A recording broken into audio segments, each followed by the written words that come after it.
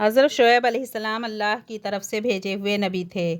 آپ مدین میں رہتے تھے۔ مدین کے بارے میں فرمایا گیا ہے کہ حضرت ابراہیم علیہ السلام کے ایک صاحبزادے جن کا نام مدیان تھا، ان کی اولاد اس شہر میں آباد ہو گئی، اسی لیے اسے مدین کہا گیا۔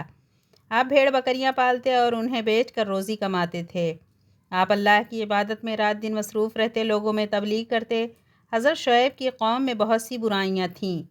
وہ جھوٹ بولتے، لوگوں کا حق غصب کر لیتے، کمزوروں کا مال چھین کر اپنا پیٹ بھرتے، بتوں کی پوجا کرتے، زمین پر فساد برپا کرتے، ناپ تول میں کمی کرتے، جب کسی کو کوئی چیز دینا چاہتے تو کم دیتے، جب کسی سے کچھ لینا ہوتا تو زیادہ سے زیادہ وصول کرتے۔ اس گمراہ قوم کو راہ راست پر لانے کے لیے اللہ تعالیٰ نے حضرت شعیب علیہ السلام کو مبعوث فرمایا۔ آپ لوگوں کو نیک عمل کرنے کی تلقین کرتے، جب کسی سے بات کرتے تو اچھے اور سلجھے ہوئے انداز میں کرتے۔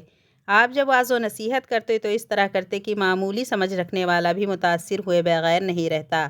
آپ فرماتے کہ کسی سے لین دین کرو تو معاملہ صاف رکھو، انصاف سے کام لو، لوگوں کا دل نہ دکھاؤ، نہ کمزوروں پر ظلم کرو۔ آپ فرماتے اے قوم، اللہ تعالیٰ کی بندگی کرو، اس کے سوا کوئی تمہارا معبود نہیں ہے۔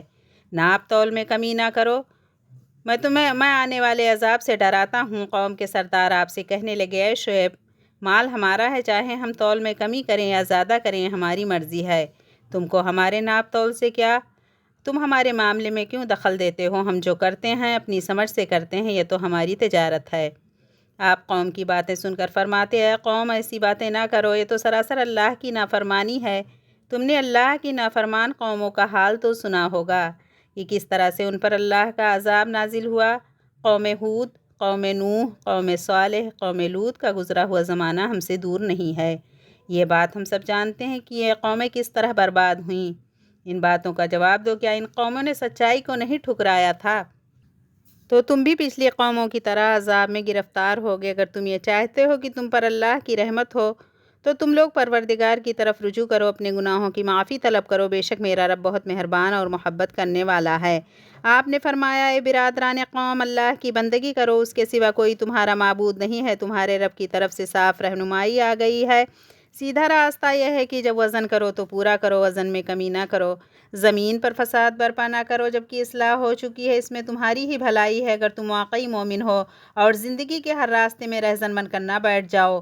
جو لوگ خدا پر ایمان لائے ہیں انہیں خوف زدہ نہ کرو، جو لوگ خدا کے راستے پر چلتے ہیں ان کو نہ روکو۔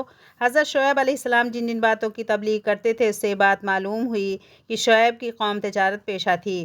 وہ تجارت میں بددیانتی کرتی تھی، ناپ تول میں کمی کرتی تھی۔ ان کی ان خرابیوں کو روکنے کے لیے اللہ نے اس قوم کی طرف حضرت شعیب کو مبعوث فرمایا۔ قوم کے سردار حضرت شعیب علیہ السلام کے دشمن بن گئے تھے، انہیں اپنی سرداری پر گھمنڈ تھا۔ آپ کی تبلیغ کے جواب میں سردار کہتے کہ ہم تجھے اور ان لوگوں کو جو تجھ پر ایمان لائے اپنی بستی سے نکال دیں گے، تم کو اور تم پر ایمان لانے والوں کو ہماری باتیں ماننا پڑیں گی، ہم جسے پوچھتے ہیں تمہیں بھی پوچھنا ہوگا، جو ہم کرتے ہو تمہیں بھی کرنا ہوگا۔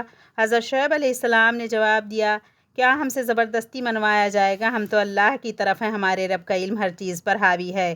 آپ نے فرمایا ہمارے رب ہمارے اور ہماری قوم کے درمیان ٹھیک ٹھیک فیصلہ کر دے، اور تو بہتر فیصلہ کرنے والا ہے۔ لیکن حضرت شعیب علیہ السلام کی قوم نے راہ راست پر آنے سے انکار کر دیا۔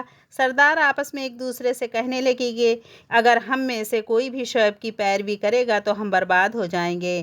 چنانچہ قوم نے آپ کی باتوں کو جھٹلایا۔ حضرت شعیب علیہ السلام قوم کے رویہ سے مایوس ہو گئے اور یہ کہتے ہوئے بستی سے نکل گئے کہ اے برادران قوم، میں نے اپنے رب کے پیغام تم تک پہنچا دیے ہیں اور تمہاری خیر خواہی کا حق ادا کر دیا ہے۔